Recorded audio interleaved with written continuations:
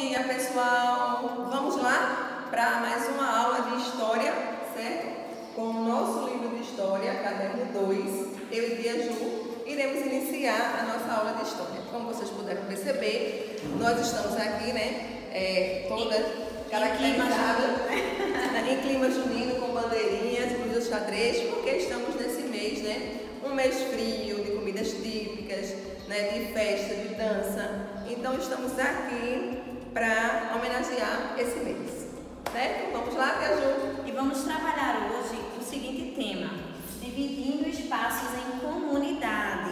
Você coloca aí na página 19, tá certo? Na página 19, certo?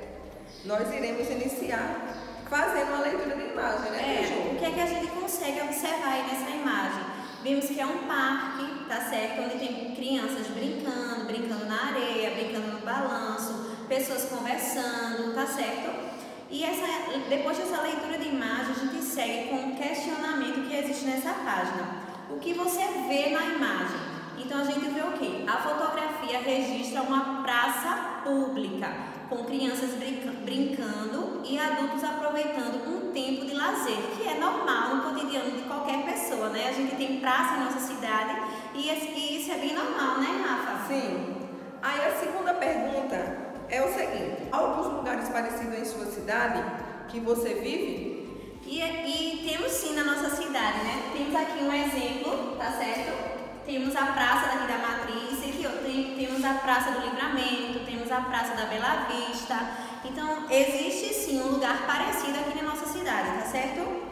Você já brincou em algum lugar assim? Essa resposta é pessoal, mas que acreditamos que todos já participaram, já brincaram com uma atividade dessa, não é isso? E nos acompanha aí na próxima página, que é a página 20, com a seção para começar. E ele está nos pedindo assim: cante com os colegas e o professor a cantiga a seguir, conhecida como Se Essa Rua Fosse Minha. Se vocês estivessem aqui conosco, seria diferente, não é isso? Como eu e Tia Rafa não temos esse dom musical, não sabemos cantar, aí vocês vão ouvir, tá certo? Com um videozinho que vai colocar a seguir. Que essa música é uma cantiga popular e todos da sua casa conhecem. Primeira questão: contorne de azul as palavras que indicam o lugar. Quais são as palavras que está indicando o lugar? Na primeira linha já temos aí falando de rua. Se está falando rua, a gente já subentende-se, certo? Que é um lugar. Também temos rua, se repete aí 3 vezes, você irá circular essas 3 vezes. E também temos a palavra bosque. Bosque não é o lugar onde está, tá certo? Na segunda questão, é uma caixinha de diálogo, onde a seguinte pergunta que faz a você: você conhecia essa cantiga? Conhece algumas outras cantigas? Então, assim, é como a Tia Rafa já falou, ela é uma cantiga muito popular, que é cantada em roda, não é isso? E que na escola a gente vivencia muito, brinca na hora do intervalo e tal. Aí ele também quer saber se você já conhecia outras. Se sim, aí você pode estar colocando aí no seu livro, tá certo? Na terceira questão, continua a caixinha de diálogo. Na cantiga, o sujeito diz que se essa rua fosse minha, se a rua fosse dele, a rua seria de outra forma. Como seria a rua, minha gente? Então ele diz aí nesta canção que seria coberta por pedrinhas de brilhante. Era a forma como ele desejava que fosse, tá certo? Na quarta questão, converse com seus colegas. Como isso não é possível, você vai conversar com alguém em casa ou até mesmo ficar pensando: há alguém que tenha uma rua? De quem são as ruas da cidade? Você acha que a rua pertence a um único ser? Não, a rua é do povo, é de toda a população, tá certo? É um local de todos. Por isso se chama público, Verdade. Então vamos para a próxima página, que é a página 21, com a seção para aprender. Espaços públicos e espaços privados. Então, no módulo anterior, você aprendeu sobre o surgimento de algumas cidades brasileiras e um pouco de suas origens. Também viu que muitos produtos motivam a formação delas, como o pau-brasil, o açúcar ou mesmo o ouro. Para que uma cidade exista, é preciso garantir a vida das pessoas que vão habitar esses espaços. Ou seja, onde essas pessoas vão morar e vão comer, se há água própria para o consumo humano, entre outras necessidades. Ao planejar uma cidade, é preciso considerar uma série de construções importantes, onde fica o governo dessa cidade, onde as pessoas vão se reunir para cultos e cerimônias religiosas, onde vão se reunir para o lazer. Então ele nos traz aí também uma imagem, tá certo? E ele quer que observemos essa imagem com a primeira questão. Observando a imagem, você identifica construções que também existem na cidade em que mora, quais? Então vemos aí nessa imagem que temos hospital, escola, farmácia, mercado, banco, prefeitura, e todas essas construções existem na nossa cidade, né? Isso temos públicos e privados, tá certo? Na segunda questão, aponte uma construção e explique-a, né? Pronto. Aí o mercado, ele serve o quê? Para comprar alimento, o banco para guardar o dinheiro, a farmácia para comprar os medicamentos, tá certo? Cada instituição dessa, cada órgão desse, ele tem um funcionamento, tá certo? A faculdade para estudos, a prefeitura para resolver problemas relacionados à cidade, não é isso? Há algumas construções que você acredita que só existem na cidade em que você vive? Qual? Se você achar que sim, você vai estar dizendo qual, tá certo? Então vamos para a próxima página, que é a página 22. Na antiguidade, os gregos se reuniam em praças públicas para discutir sobre política. Essa prática, mais tarde, deu origem à democracia, a ideia de que os cidadãos de uma cidade devem se reunir para tomar decisões e propor melhorias para a vida coletiva. O uso das praças para discutir essas questões originou as ideias de público e privado. Chamamos de público aquilo que pertence a toda a comunidade. Pense, por exemplo, nas instituições públicas da cidade em que você vive, como escolas, faculdades públicas, hospitais, parques, praias e teatros, que toda a população pode utilizar. Público é algo que é pensado para uso coletivo, como as ruas da cidade e o transporte público, como ônibus, trens e metrôs. O espaço público é de cuidado do governo e de todos os cidadãos. E trouxemos aqui a imagem do nosso hospital, certo? Da nossa praça, que existe aqui na nossa cidade. Então, quando ele se refere a público, é algo que não tem fins lucrativos e que toda a população pode se beneficiar dele, tá certo? Privado é aquilo que não pertence a todas as pessoas. Há uma série de acordos ou condições financeiras que são necessárias para fazer o uso desses lugares, como a sua casa, aluguéis, algumas escolas, faculdades e hospitais. Esses espaços têm proprietários e é preciso seguir as normas, regras estabelecidas por eles.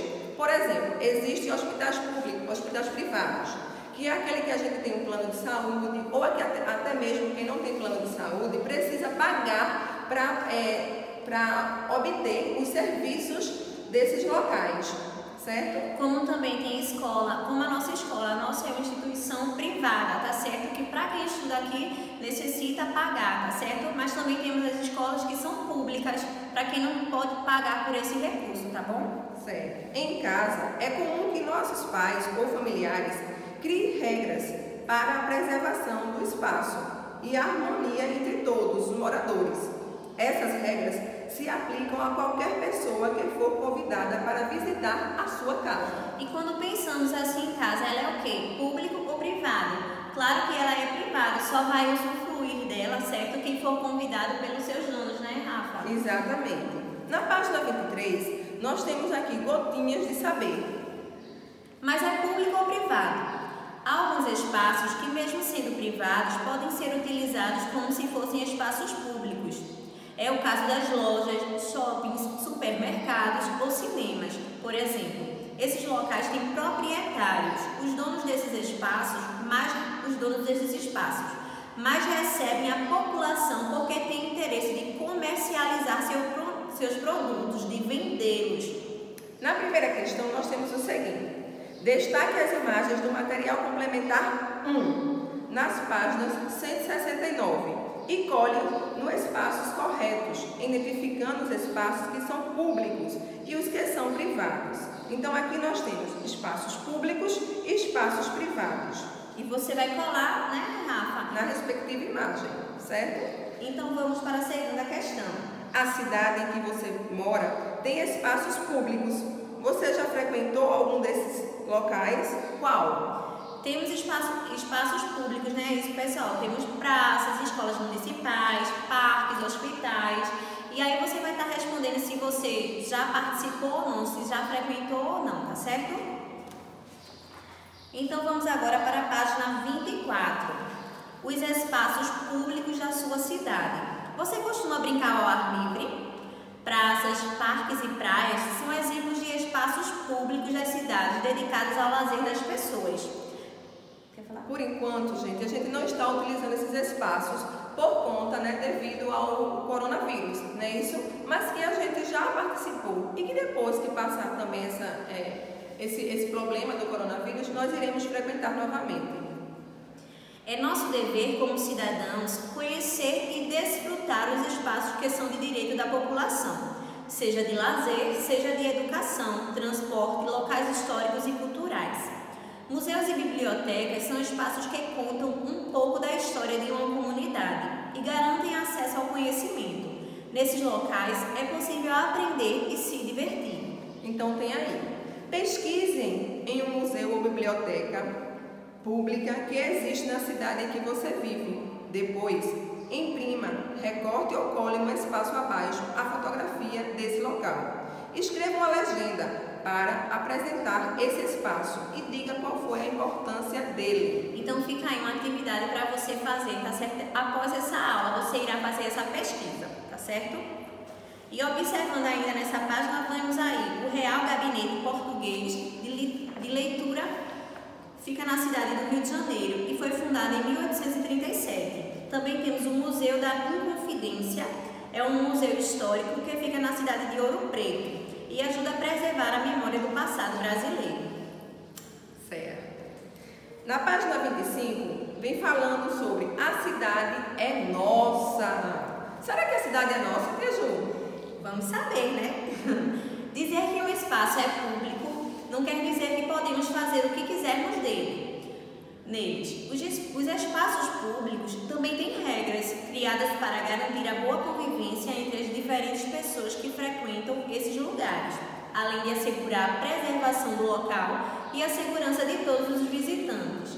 Ao seguirmos essas regras, exercemos a nossa cidadania, ou seja, convivemos em harmonia com toda a cidade. Não é porque a cidade é nossa que podemos usufruir que vamos fazer o quê? Degradar, que vamos sujar, vamos fazer com que acabe, tá certo? Acabar com as praças, não.